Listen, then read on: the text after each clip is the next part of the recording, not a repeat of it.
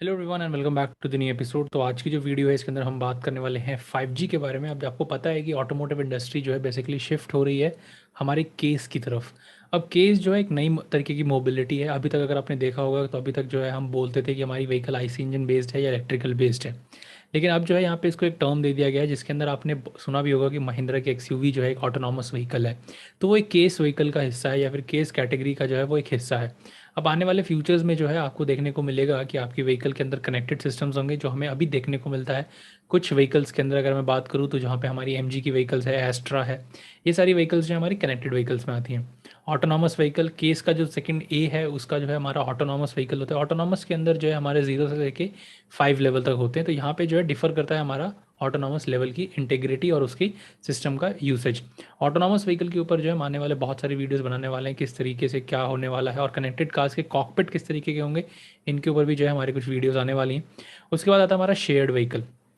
अगर आपको shared vehicle के बारे में जाना है तो आप टोयोटा की जो है एक व्हीकल या फिर एक कॉन्सेप्ट है टोयोटा सिटी, तो आप उसके बारे में अगर देखेंगे तो आपको पता चलेगा कि वहाँ पे बहुत सारी ऐसी व्हीकल्स हैं जो शेयर्ड व्हीकल्स के अंदर आती हैं।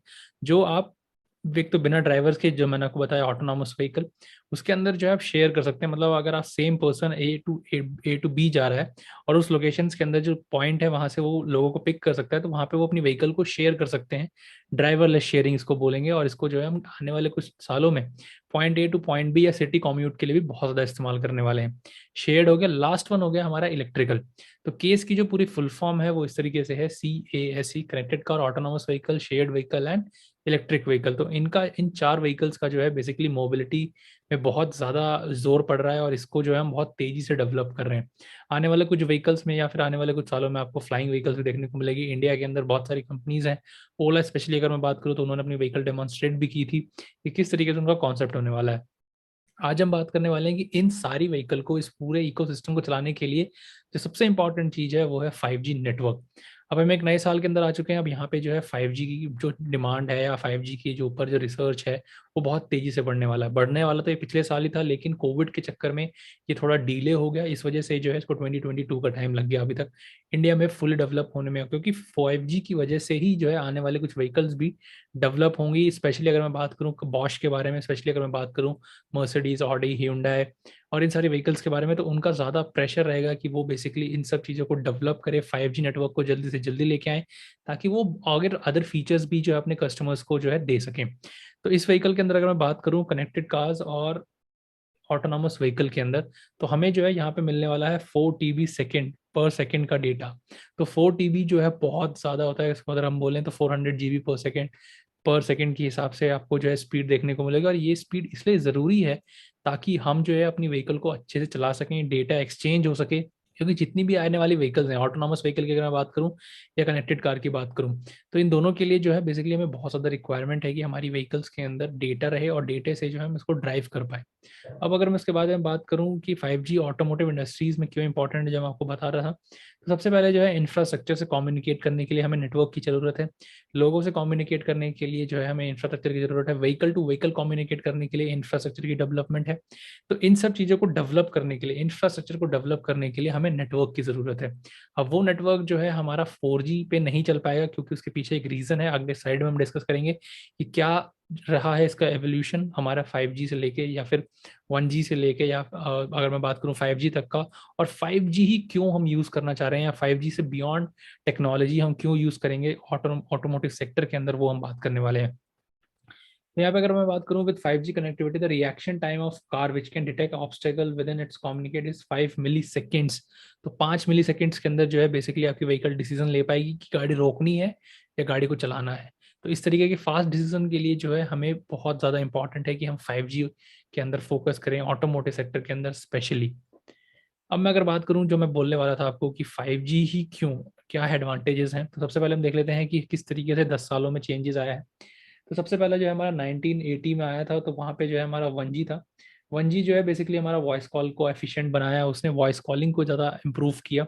उसके बाद जो है एफिशिएंटली जो है वो रीच हुआ मिलियन ऑफ पीपल्स को, वो 2G हुआ। 2G के अंदर जो है आपने देखा होगा कि बहुत सारे लोगों के पास इंटरनेट की सुविधा है, गूगल हमने चलाना शुरू किया। धीरे धीरे जो है हमारा और कोट ये सब ज़माना आना चालू हुआ। उस वक्त पे जो है 2G 3G का ज़माना था। 2000 में जो है हमारे पास 3G देखने को मिला, 4G जो है हमें 2010, अगर मैं इंडिया की बात करूं तो ये 2012, 2014 या 15 हो सकता है। उसके बाद जो है हमारा 2020, क्योंकि अब जो स्टेज है इंडिया की और अब जो स्टेज है ऑल ओवर वर्ल्ड की, ज़्यादा डिफरेंस नहीं है। हो सकता है कि अगर यूएस के अंदर 2020 के अंदर आया है तो इंडिया के अंदर जो है बाय 2021 एंड या 2021 mid, but because of Covid तो पूरा ये प्रोग्राम जो है शिफ्ट हुआ। तो यूएस के अंदर भी जो है इसकी फुल डेवलपमेंट है कि अगर बात करूँ स्पेशली ऑटोमोटिव सेक्टर के अंदर, तो 2021 का जो मिड ईयर है वहां तक आपको देखने को मिलेगा। लेकिन 2022 के स्टार्टिंग में जो है आपको इंडिया के अंदर भी जो है ऑटोमोटिव सेक्टर के अंदर स्पेशली एमजी हेक्टर की अगर मैं बात करूँ तो वो हमारा 5G कनेक्टिविटी के साथ आता है, और उसके फीचर्स को अनलॉक तभी करेगा एमजी जब वो 5G इंडिया के अंदर लॉन्च हो जाएगा। और उनका कोलैबोरेशन जो है बेसिकली हमारा किनके साथ है, एयरटेल के साथ। तो 5G के एडवांटेजेस क्या है? सबसे पहला है लो लेटेंसी, जो मैंने आपको बताया 5 मिली सेकेंड्स के अंदर जो आपका डेटा ट्रांसफर हो रहा है उसको हम बोलेंगे लेटेंसी, कि डेटा ट्रांसफर करने में हमें बहुत कम टाइम लग रहा है। उसके बाद जो है हमारा डायरेक्ट कम्युनिकेशन है, किसी भी चीज़ से अगर मेरे को कम्युनिकेट करना है अपनी व्हीकल को, अगर मैं बात करूँ इंफ्रास्ट्रक्चर की, अगर मैं बात करूँ व्हीकल की, अगर मैं बात करूँ पीपल की, अगर मैं बात करूँ V2X की, तो यहाँ पे जो है आपका व्हीकल को डायरेक्ट कम्युनिकेशन है। उसको ये नहीं है कि पहले वाया गेटवे के थ्रू, उस तरीके का जो प्रिज्म है वो जो है हम थोड़ा इसको बहुत फास्ट करने वाले हैं, कि पहले डेटा हमारा जो है एक सेटेलाइट को जाएगा, सेटेलाइट से फिर गेटवे से फिर उनके पास। तो इस तरीके से जो है आपकी व्हीकल के अंदर अपडेट प्रोवाइड करना, आपकी व्हीकल के अंदर चीज़ों को मेंटेन करना बहुत ईजी होने वाला है ऑटोमोटिव सेक्टर के लिए। और हाई कैपेसिटी, मतलब आपका large data, amount of large data जो है यहाँ के अंदर आपको जो है बेसिकली ट्रांसफर कर सकते हैं आप इसके अंदर।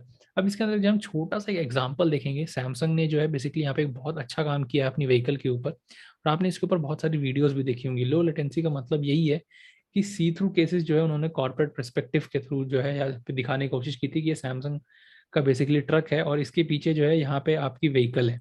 इस व्हीकल के आप अगर मैं बात करूँ क्लस्टर पे या फिर डैशबोर्ड पे, वहाँ पे जो है आपके इंस्ट्रूमेंट क्लस्टर पे आपको वीडियोस के थ्रू या डेटा इस व्हीकल के जो यहाँ पे कैप्चर कर रहा है, अगर आप ओवरटेक कर रहे हैं तो ये डेटा जो है यहाँ से आया, यहाँ से आने के बाद ये ट्रांसफर हो आपके व्हीकल पे। और आप देख सकते हैं अगर आपका यहाँ पे ब्लाइंड स्पॉट है, यहाँ पे आप नहीं देख पा रहे हैं, तो यहाँ पे आप देख सकते हैं कि आपके सामने से व्हीकल आ रही है तो आप यहाँ पे ओवरटेक नहीं करेंगे। तो ये एक तरीके के जो फीचर्स हैं, ऐसे जो कुछ फीचर्स हैं आपको देखने को मिलेंगे, और ये बहुत बड़ा एडवांटेज है आपकी व्हीकल को और आपकी सेफ्टी के लिए देखते हुए, ताकि आप लोग जो है रोड पे बहुत इजीली और बहुत सेफली गाड़ी को ड्राइव कर सकें। लास्ट चीज़ जो यहाँ पे मैं बात करना चाहूँगा 5G के बारे में, वो ये है कि आने वाले कुछ सालों में आपको 3D मैपिंग देखने को मिलेगी। 3D मैपिंग के लिए 5G बहुत ज़रूरी है ताकि आप डेटा डाउनलोड कर सकें। 3D मैपिंग का मतलब यहाँ पे ये है कि लाइडास जो है वो लाइडास कम्युनिकेट कर सके हमारे सराउंडिंग्स के साथ, और सराउंडिंग्स के थ्रू जो है वो बेसिकली डेटा डाउनलोड कर पाएँ, और डाउनलोड करने के बाद अपनी व्हीकल को एक लेवल से या फिर एक पॉइंट से दूसरे पॉइंट तक जो है वो कम्युनिकेट कर पाए। तो इस चीज़ के लिए जो है हमारा लाइडर सबसे ज़्यादा इंपॉर्टेंट हिस्सा है। दूसरा जो है यहाँ पे प्रिडिक्टिव मोबिलिटी होने वाली है। प्रिडिक्टिव मोबिलिटी का मतलब ये है कि आपकी व्हीकल को, अगर मान लीजिए आपकी व्हीकल, क्योंकि हर जगह 5G अवेलेबल होना इतनी जल्दी पॉसिबल नहीं है, तो मान लीजिए आप दिल्ली से यूपी की तरफ जा रहे हैं, यूपी में जो है बेसिकली उसको आपकी व्हीकल को प्रिडिक्ट वो करता है कि वहाँ पे 5G अवेलेबल नहीं है, लेकिन आपकी व्हीकल जो है 5G पे चल रही है, तो वहाँ का जो डेटा है, जो यूपी का डेटा होगा वो पहले ही डाउनलोड हो जाएगा आपकी व्हीकल में जब आप 5G नेटवर्क के अंदर है। उसके बाद आपकी व्हीकल जो है अगेन यूपी में चली, मान लीजिए यूपी पार करके आप जो है दोबारा उत्तराखंड में जाते हैं, उत्तराखंड में आपको 5G मिलता है, तो वहां तक का जो डेटा है वो वहां स्टोर रहेगा। उसके बाद का जो डेटा है वो जैसे ही 5G नेटवर्क के अंदर थ्रू जाएगा, तो वहां पे जो है आपकी व्हीकल को सेंस हो जाएगा कि मैं 5G नेटवर्क में जाने वाला हूँ, तो वो अपनी डेटा ट्रांसफर की कैपेसिटी को बढ़ाएगा, और फिर वहां से जो है आपकी व्हीकल कम्युनिकेट कर पाएगी इजिली टू द सर्वर और इजिली टू दी आपके मैपिंग को डाउनलोड करने के लिए। तो इस तरीके से जो है 5G कुछ हमारे आने वाले कुछ सालों में बहुत ज़्यादा हेल्प करने वाला है ऑटोमोटिव सेक्टर को। तो आशा करते हैं आपको समझ में आया होगा कि 5G नेटवर्क क्यों इंपॉर्टेंट है ऑटोमोटिव सेक्टर में और किस तरीके से ये डेवलपमेंट होने वाला है। अगर आप कम्युनिकेटिंग साइट से हैं या फिर टेलीकॉम साइट से हैं, तो आपके लिए बहुत बड़ा एडवांटेज आने वाले कुछ सालों में ऑटोमोटिव इंडस्ट्री में, क्योंकि ऑटोमोटिव इंडस्ट्री बहुत तेजी से बूम कर रहा है 5G की तरफ, स्पेशली जिस तरीके से हमारा केस जो मैंने आपको बताया connected car, autonomous vehicle, shared vehicle और इलेक्ट्रिक व्हीकल बढ़ रहा है। तो आशा करते हैं आपको समझ में आया होगा कि क्या हो रहा है ऑटोमोटिव सेक्टर के अंदर। अगर आपको वीडियो अच्छी लगी तो इसको लाइक जरूर करें, शेयर करें अपने दोस्तों के साथ और सब्सक्राइब करें इस चैनल को, क्योंकि यहाँ पे जो है हम ऐसे ही इंटरेस्टिंग वीडियोस और फ्यूचर टेक के बारे में आपको एक्सप्लेन करते रहते हैं ऑटोमोटिव फील्ड के अंदर। धन्यवाद इस वीडियो को देखने के लिए और आपका दिन शुभ हो।